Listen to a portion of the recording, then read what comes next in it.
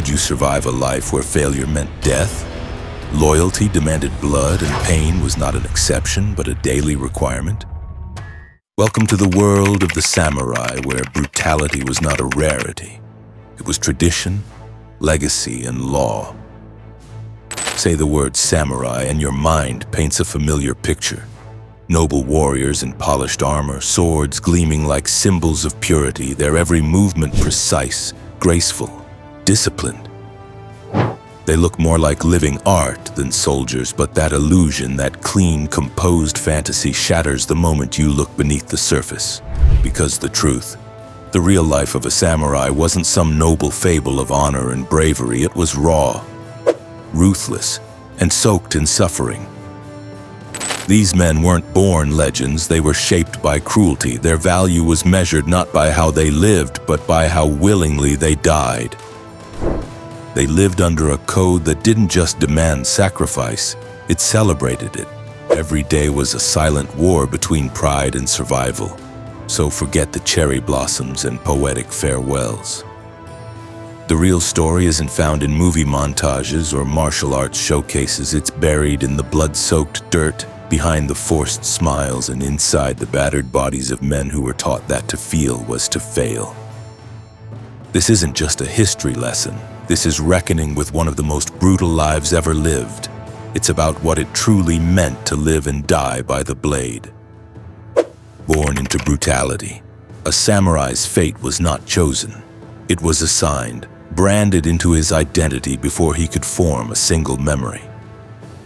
Born into the iron walls of a warrior household, a samurai boy was never treated as a child in the modern sense. He wasn't nurtured, he was prepared. Not for joy, but for obedience. Not for dreams, but for death. From infancy, emotional control was demanded. Crying was treated as failure. Mothers were warned not to cradle their sons too long, lest compassion dull the blade of discipline. A boy who showed fear or sadness wasn't seen as sensitive. He was seen as defective. By age 3, their transformation began. No bedtime stories, no gentle lullabies. Instead, they were wrapped in child-sized hakama, expected to perform ritual bows, recite words they barely understood, and grasp the weight of meiyo, the concept of honor, long before they could spell it. Their toys were miniature weapons, their play a quiet rehearsal for war. Swords replaced teddy bears, armor replaced affection. Imagine a preschool playdate where everyone's favorite game is to stab the invader and the loser gets a lecture on honor. Even in moments meant to be innocent, the message was clear. Your life is not yours. It belongs to your clan, your ancestors, your lord. To fail was to stain a legacy. To show weakness was to invite disgrace across generations. Basically, toddler tantrums weren't just annoying, they were considered dishonorable acts punishable by passive-aggressive silence.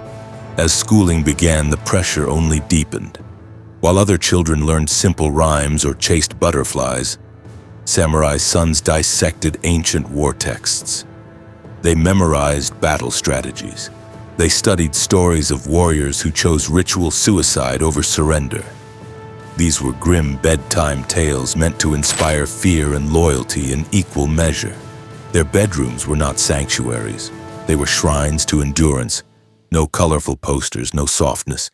Just scrolls about Bushido, dusty training gear, and the ever-present weight of expectation. The environment itself whispered one message: be better, be tougher, or be forgotten. Discipline was not just taught, it was enforced. A misstep could lead to humiliation in front of peers. A moment of clumsiness might earn hours of silence, fasting, or stiff, unmoving punishment. Fathers were distant figures, more commander than caregiver. Approval had to be earned, and it was rarely given. From the first breath, the lesson was drilled in. Pain is your tutor, silence is your shield. Personal desire is an enemy, but all of this was simply preparation. The true forging of a samurai body, mind, and soul began with training that broke boys and built warriors. Training that broke the body and the spirit. At age 7, the training began. Whatever remnants of childhood remained were extinguished the moment a boy crossed the threshold of the dojo. What followed wasn't education. It was indoctrination. A brutal baptism into violence, discipline, and complete submission. From sunrise to sunset, every hour belonged to the blade. They practiced stances, footwork, breathing, and the art of precision, again and again. No room for error, no tolerance for laziness. Their wooden swords, called bokken, became extensions of their arms. But these weapons also turned against them. A slip in form could lead to bruised ribs or bloodied knuckles. Sometimes a snapped knuckle. A misstep earned a strike across the back or a verbal lashing that echoed louder than any sword clash.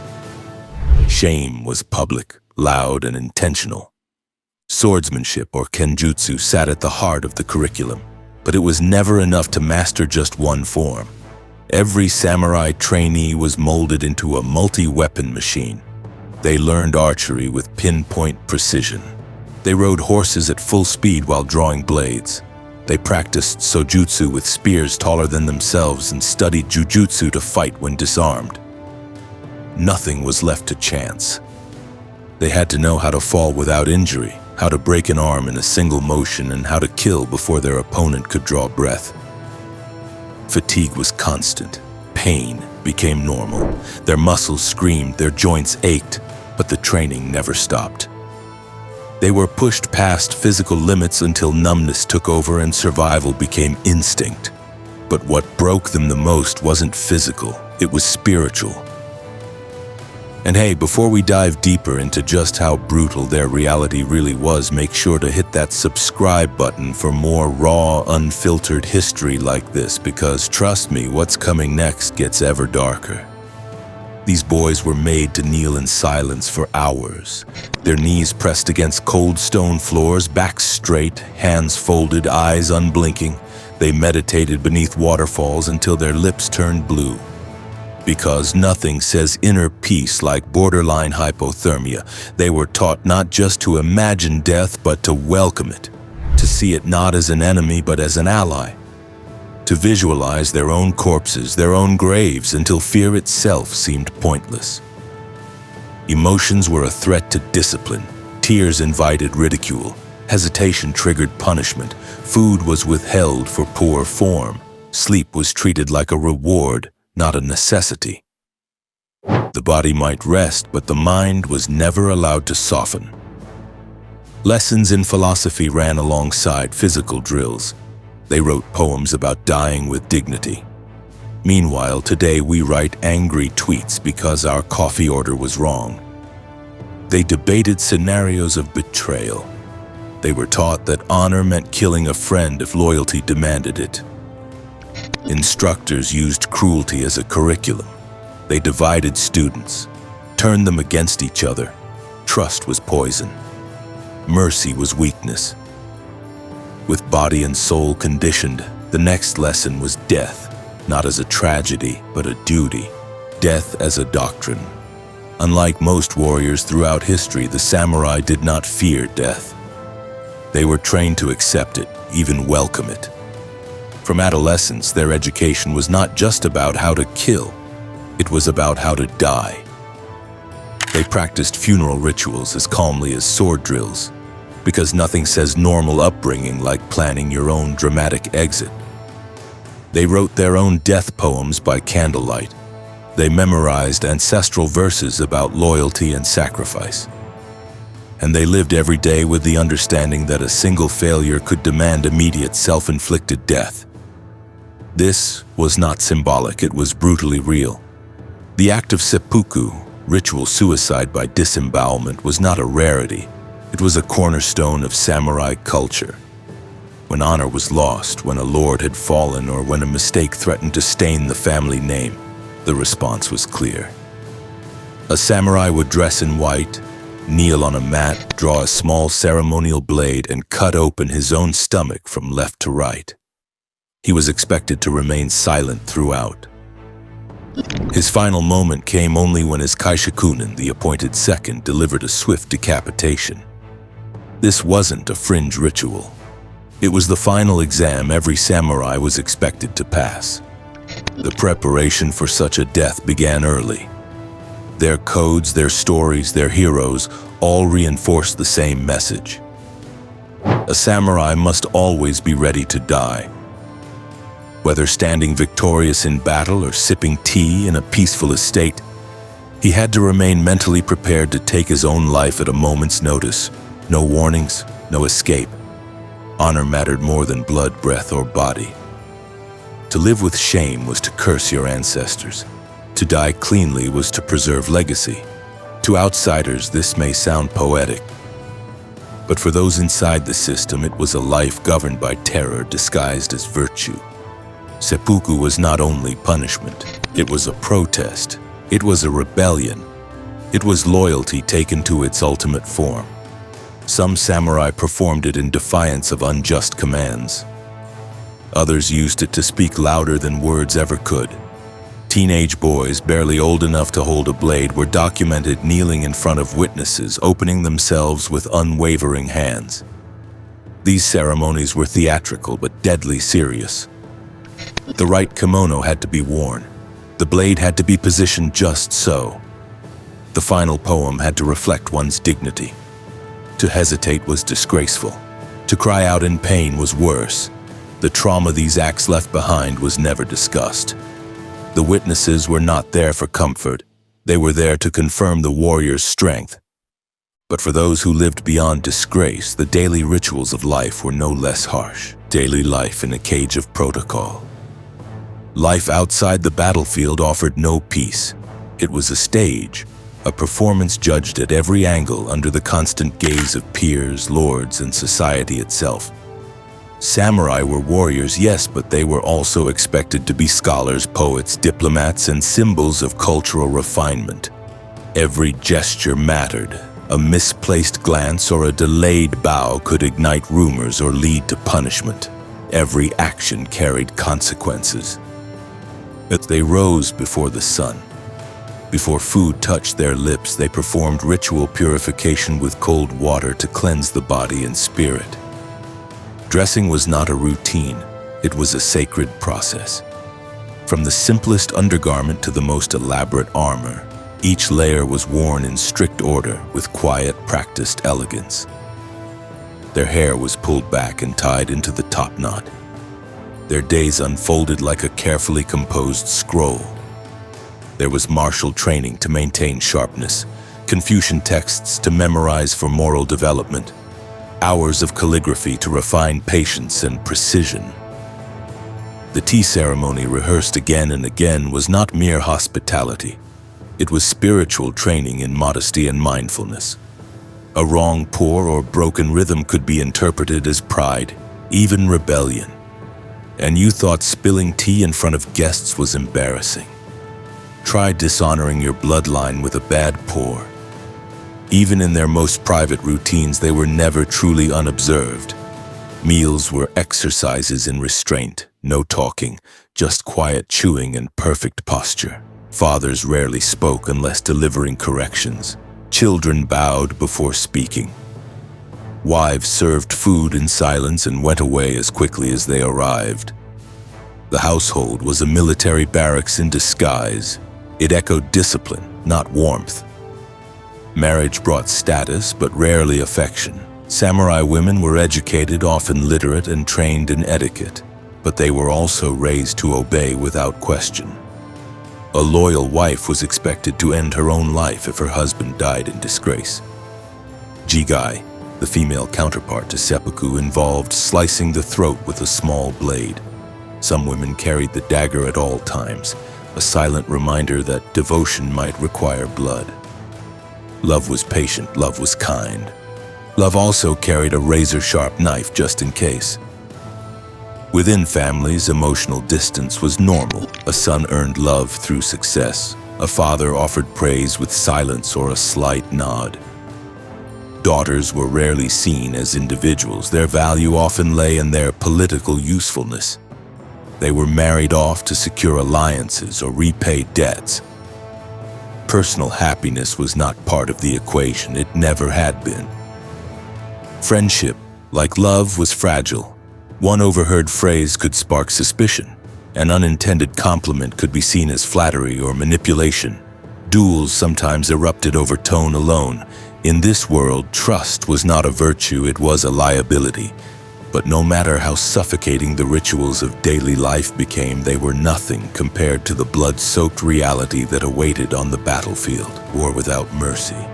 The battlefield was the final truth. It stripped away philosophy, shattered ideals, and left only instinct and desperation. For the samurai, this was the crucible they had trained for. But no amount of preparation could mask the horror. During the Sengoku period, Japan was a fractured land devouring itself. Civil war became a way of life. Peace, when it came, was short-lived and uneasy. Samurai marched from one campaign to another, often for years, without rest. What awaited them was not the elegant, choreographed combat portrayed in films. It was madness. Arrows filled the skies. Horses screamed as they collapsed in blood-soaked mud. Spears crashed into bone. Chaos reigned. The code of honor they studied in classrooms meant little when blades clashed and survival demanded savagery. Combat was intimate and brutal. Fights dragged on for hours. Samurai wrestled in the dirt, slashing, stabbing, clawing for breath. Helmets split like eggshells. Eyes were gouged, teeth were shattered by pommel strikes. Limbs were hacked off with no ceremony. The smell of blood clung to the air, mixing with sweat, ash, and fear. There was no music, no dignity, just noise, death, and numbness. Victory was not measured in territory. It was tallied in severed heads. After a battle, samurai collected the heads of fallen enemies, cleaned and tagged them with names and ranks, and offered them to their commanders in exchange for gold or recognition. A single day's triumph could be built on the silent faces of dozens, and often the rest of the bodies were left behind, looted, burned, or consumed by wild dogs. There were no battlefield medics. A wounded samurai might live if a comrade chose to carry him, but mercy was rare. More often, the injured were left behind to bleed, to rot, or to be finished off by enemy scavengers. Dying slowly on a field of corpses was not considered tragic, it was expected. They watched comrades die screaming. They executed prisoners without hesitation. They torched villages and starved out entire regions. Their loyalty was to their lord, and that loyalty often demanded cruelty without question. The silent wounds. Returning from war did not bring peace, it brought silence. A suffocating kind of silence filled with ghosts, regret, and unspoken pain. Today we recognize the toll of combat through the lens of post-traumatic stress disorder. But the samurai had no such language. There were no words for what they felt. No diagnosis, no healing. What they carried was seen not as trauma, but as weakness. Nightmares haunted their nights. Some screamed in their sleep, others lay awake, staring into darkness. Samurai who could write often turned to poetry. Their verses spoke in metaphor, rivers running dry, moons covered in shadow, mountains that wept. Because when therapy isn't an option, you write a metaphor and call it healing. Beneath the elegance lay quiet agony, but saying it out loud was forbidden. Grief had to be hidden. Silence remained the only acceptable response to suffering. Many sought escape in drink. Sake became a nightly ritual, not for celebration, but for forgetting. Others abandoned the world entirely, shedding their armor for robes and retreating into mountain temples. There they searched for peace in chants and isolation. A few lost the battle within. They aged into shadows of themselves, shouting at nothing, trembling at sounds, striking their own families in fits of confusion. There were no rituals for mourning fallen comrades, no shrines built for psychological scars. Death was part of the job. You buried your friends and kept walking. Hesitation invited disgrace. Some veterans passed their knowledge to the next generation. They stood tall as instructors, shaping new warriors with calm precision. But beneath their teachings were broken men, eyes that had seen too much, hands that never stopped shaking. words that never came. Even those at the top weren't spared. Retired generals, decorated and respected, sometimes chose to end their lives not out of scandal but emptiness. They were bred to fight, and without war they were lost. Their families suffered quietly. Wives lived under the shadow of unpredictable tempers. Children grew up fearing men who had no softness left. The emotional armor samurai wore long after battle often weighed more than their steel breastplates ever did. And when death finally came, it did not erase the burden they carried. It simply added one more ghost to the myth. Conclusion: today, samurai are icons. Museums display their swords. Films celebrate their duels. Modern society romanticizes their loyalty and restraint. But the truth, the pain, the sacrifice, the horror, is often edited out. During the long Tokugawa peace, a shift began. With no wars left to fight, many samurai were reassigned to bureaucratic roles.